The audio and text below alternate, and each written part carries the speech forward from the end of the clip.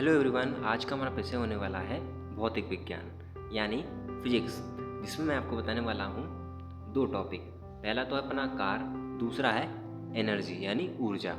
ठीक है, दोनों मोस्ट इम्पॉर्टेंट है ये अपने टॉपिक, जो आपको हर एग्ज़ाम में देखने को मिलते हैं, जैसे कि 9th class, 10th class, 11th class, 12th class. ठीक है, तो आइए समझते हैं। तो सबसे पहले हम जानने वाले हैं कार के बारे में। तो कार होता क्या है? तो कार को बोल सकते हैं हम कि किसी वस्तु पर लगाए गए बल तथा वस्तु के विस्थापन का गुणनफल ही कार कहलाता है। जैसे कि कार बराबर में हम लिख सकते हैं बल गुणे विस्थापन, क्योंकि जब हम कार्य करते हैं तो उसमें हम अपना बल लगाते हैं। ठीक है, और दूसरा वस्तु में क्या हो जाता है, विस्थापन भी होता है। ठीक है, तो वो कार हो गया। इसी के साथ इसमें हम जान लेते हैं कि बल तथा विस्थापन के बीच का कोण, जहां F बल एवं S विस्थापन होता है। दूसरा है, जब कोई वस्तु कार्य करती है तो वस्तु की ऊर्जा में कमी आती है तथा जिस वस्तु पर कार्य किया जाता है उसकी ऊर्जा में भी वृद्धि होती है। तीसरा, कार का मात्रक जूल होता है। ये मोस्ट इम्पॉर्टेंट है लाइन, कार का मात्रक जूल होता है, ये आपको याद रखना है। आगे कार का अन्य मात्रक भी होता है, जैसे कि कैलोरी, न्यूटन गुणे मीटर। ठीक है, तो इसको ऐसे भी बोल सकते हैं हम। इसके बाद CGS यानी आर्ग 1 जूल बराबर में 10 की घात 7 आर्ग होता है। फिर उसके बाद है बीमा, ml/T और घात -2, ये होगा बीमा। अगली लाइन है, जो कार है एक अदिश राशि है। अगर आपने सदिश और अदिश के बारे में नहीं जाना है तो इसके लिए भी मैं एक इम्पॉर्टेंट वीडियो बना दूंगा, जो आप जान जाएंगे कि सदिश राशि क्या होता है और अदिश राशि क्या होता है। तो इतना भी याद रखिए आप कि जो कार है वो एक अदिश राशि है। ठीक है। अगला, किसी वस्तु पर बल लगने से उत्पन्न विस्थापन का मान 0 है तो किया गया कार्य भी 0 ही होगा। ठीक है, अगर किसी वस्तु का जो बल लग रहा है उसका विस्थापन 0 है, यानी वस्तु अपने स्थान से हिली डुली नहीं है, ये केवल एक स्थान पे है, तो उसका जो कार्य भी होगा 0 होगा। अगली लाइन, वस्तु पर आरोपित बल एवं विस्थापन एक दूसरे के लंबवत है और तो किया गया कार्य 0 होगा। आगे ये थोड़ा यहाँ पर लिखा है शॉर्ट में, जैसे W बराबर F.S cos थीटा, W बराबर F.S cos थीटा, जहाँ थीटा बराबर 90 डिग्री होता है, क्योंकि cos 90 डिग्री बराबर में 0। तो इस प्रकार से सिद्ध कर सकते हैं इसको। अगला, कार का मान धनात्मक भी हो सकता है तथा कार का मान ऋणात्मक भी हो सकता है। अब हम जानने वाले हैं ऊर्जा यानी एनर्जी के बारे में। तो कार्य करने की क्षमता ऊर्जा कहलाती है। ठीक है, अब जैसे कोई हम कार्य कर रहे हैं, क्या हम वो कार्य को कर पाएंगे या फिर नहीं कर पाएंगे, ये अपनी क्षमता पर निर्भर करता है। ठीक है, तो वो उसको बोलते हैं हम ऊर्जा, उसी को ऊर्जा बोल सकते हैं। ठीक है, अगर आपकी क्षमता होगी कार्य करने की तो उसको ही हम ऊर्जा बोल सकते हैं। ठीक है, जैसे कोई भारी वस्तु हुई तो अगर आप उसमें क्षमता होगी तो आप उसे उठा लोगे, अगर नहीं उठा पाओगे तो ये आपकी ऊर्जा ही कहलाता है। ठीक है, आप में कितनी ऊर्जा है। तो बेसिकली देखा जाए तो एनर्जी जो है एक क्षमता की इक्वल समझ सकते हैं। ठीक है, जितना कार्य करने की क्षमता होगी उतना ऊर्जा कहलाती है।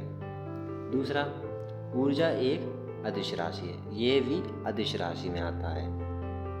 तीसरा, ऊर्जा का मात्रक जूल तथा कैलोरी है।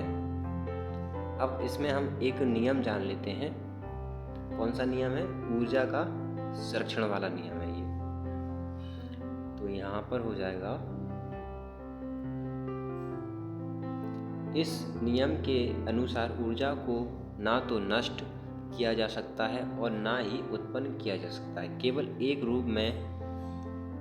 एक रूप से दूसरे रूप में रूपांतरण किया जा सकता है। अर्थात विश्व की कुल ऊर्जा का मान नियत रहता है। मतलब कि कहने का अर्थ ये है, ऊर्जा को हम ना ही नष्ट कर सकते हैं ना ही उत्पन्न कर सकते हैं। ये केवल ऐसा हो सकता है कि एक स्थान इसमें से ऊर्जा हम उसमें कर सकते हैं, उसमें से ऊर्जा इसमें कर सकते हैं।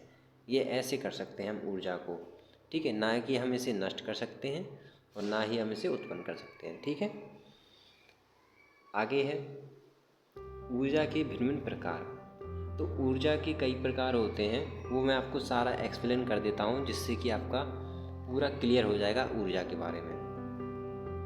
एक तो होता है द्रव्यमान ऊर्जा। किसी वस्तु के द्रव्यमान के कारण उसमें उपस्थित ऊर्जा द्रव्यमान ऊर्जा कहलाती है। आइंस्टीन के ऊर्जा द्रव्यमान समीकरण के अनुसार वस्तु का द्रव्यमान और प्रकाश का वेग, तो ये इसको हम बोल सकते हैं एनर्जी, ठीक है। ये है एक वैज्ञानिक है जो भौतिक विज्ञान के, उन्होंने बोला है। दूसरा है सौर ऊर्जा। सूर्य पृथ्वी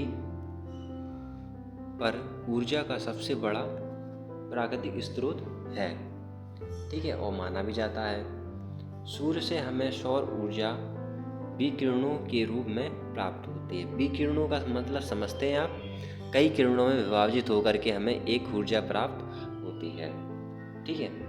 तो देखा जाए एक प्रकार से आपने पढ़ा होगा कि क्लोरोफिल जो है पेड़ पौधों में पाया जाता है और पेड़ पौधे जो है अपना भोजन बनाते हैं। कैसे बनाते हैं? प्रकाश संश्लेषण क्रिया द्वारा, यानी सूर्य के प्रकाश से अपना वे भोजन बना लेते हैं। तो कहने का मतलब ये है कि सूर्य जो है प्राकृतिक स्रोत है ऊर्जा का।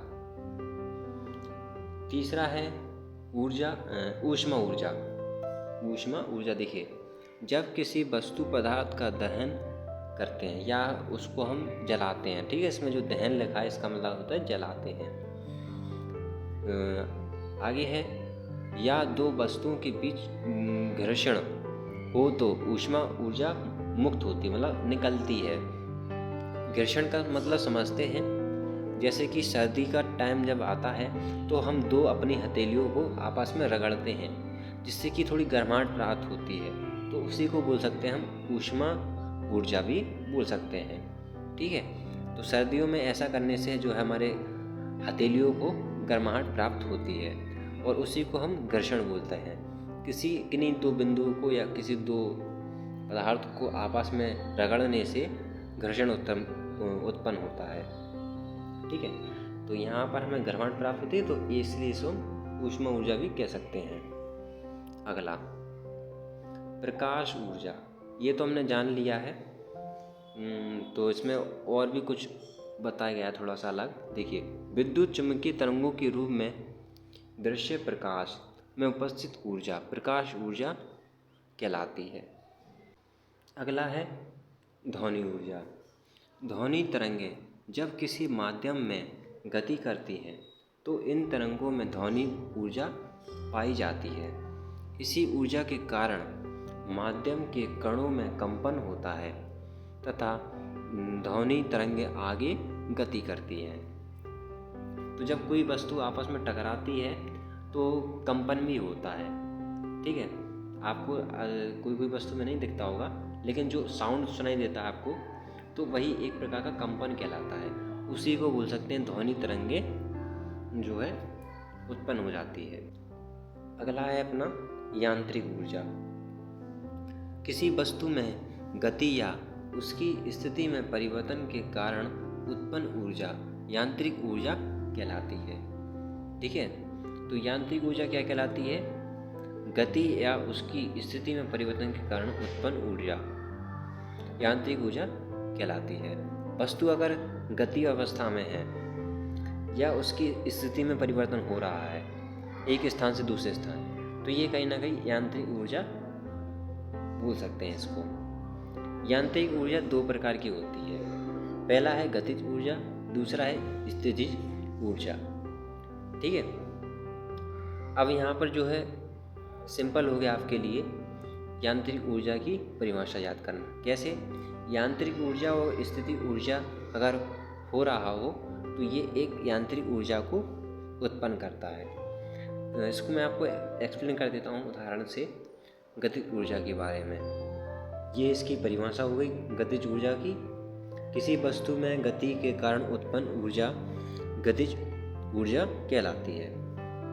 ठीक है, और अब मैं इसका उदाहरण बता देता हूँ। जैसे कि बहते हुए पानी अगर बह रहा है तो वो एक गतिज ऊर्जा में है। दौड़ते हुए बालक, ये भी एक गतिज ऊर्जा में है। चलती हुई कार, बहती हुई पवन, घूमते हुए पंखे, ये सब आते हैं गतिज ऊर्जा में। ठीक है, जो कि एक यांत्रिक भी बोल सकते हैं, क्योंकि यांत्रिक ऊर्जा का ही ये पार्ट है। यानी इसी यांत्रिक ऊर्जा को तो बांटा गया है ना 2 भागों में। अब हम इसके उदाहरण जान लेते हैं इसका। अब मैं आपको कुछ पॉइंट बता देता हूँ इसके बारे में। गतिशील वस्तु का द्रव्यमान दुगना कर देने से गतिज ऊर्जा का मान भी दुगना हो जाएगा। गतिशील वस्तु का द्रव्यमान आधा करने से गतिज ऊर्जा का मान भी आधा रह जाता है। ठीक है, ये तो एक लाइन हो गई। दूसरी लाइन, गतिशील वस्तु का वेग दुगना करने से गतिज ऊर्जा 4 गुनी हो जाती है। तीसरा, गतिशील वस्तु का वेग आधा करने से उसकी गतिज ऊर्जा 1/4 रह जाती है। ठीक है, ये आपसे पूछा जा सकता है, एमसीक्यू में पूछा जा सकता है। ठीक है, ये मोस्ट इम्पोर्टेंट लाइन हो गई। अब जो जानने वाले हैं दूसरा, जिसका नाम है स्थितिज ऊर्जा। मतलब एक स्थिति में भी ऊर्जा उत्पन्न हो रही हो। जैसे कि थोड़ी इसकी परिभाषा जान लेते हैं पहले। किसी वस्तु की स्थिति में परिवर्तन के कारण उत्पन्न ऊर्जा स्थितिज ऊर्जा कहलाती है। ठीक है, ये इसके वो लिखा हुआ है, वस्तु का द्रव्यमान, गुरुत्व और ऊंचाई, सूत्र टाइप का स्थितिज ऊर्जा का। ठीक है, ये है। तो इसका उदाहरण में क्या था? इसके उदाहरण में आता है, बहते हुए पानी को बांध बनाकर रोकने से उत्पन्न ऊर्जा। ठीक है, इसको हम बना सकते हैं, स्थितिज ऊर्जा को बनाई जा सकती है। घड़ी में चाबी भरने से संचित ऊर्जा। ठीक है, रोक करके फिर ऊर्जा उत्पन्न होना, तो ये कहलाती है स्थितिज ऊर्जा। खींचे हुए धनुष में ऊर्जा, दबी हुई स्प्रिंग में ऊर्जा, तो ये सब किस में आ जाते हैं? ये आ जाते हैं स्थितिज ऊर्जा में। ठीक है, कि एक समय बाद तो ये यहाँ पर स्थिति बनाए थे अपना, और जैसे ही हमने इनको रिलीज़ किया, छोड़ा, तो ये अपनी आ गए हैं गतिज ऊर्जा में। तो ये कंबाइंड हो रहा है। कैसे? गतिज ऊर्जा में और स्थितिज ऊर्जा में। तो ये स्थितिज ऊर्जा कहलाती है। ठीक है, तो आई होप कि आप समझ चुके होंगे। और एक पॉइंट और लिख लीजिए आप नोट में, जो स्वतंत्र रूप से नीचे की ओर गिर रही वस्तु में गतिज ऊर्जा का मान बढ़ता है, जबकि उसकी स्थितिज ऊर्जा कम होती है। ठीक है, तो ये मोस्ट इम्पॉर्टेंट लाइन है जिसको आप याद रखना है कि स्वतंत्र रूप से नीचे की ओर गिर रही जब वस्तु, गतिज ऊर्जा का मान उसका बढ़ जाता है। जैसे कोई नीचे गिर रही है वस्तु, तो उसका मान और बढ़ जाएगा और तेज़ी से गिरेगी नीचे, तो इसकी जो स्थिति है, स्थितिज ऊर्जा की जो स्थिति है वो कम हो जाएगी। ठीक है, तो आई होप कि आप समझ चुके होंगे इस टॉपिक को। बहुत ही अच्छी तरीके से मैंने एक्सप्लेन किया है। वीडियो अच्छी लगी तो लाइक कर देना और साथ ही चैनल को सब्सक्राइब कर देना। मिलते हैं ऐसे एक वीडियो में।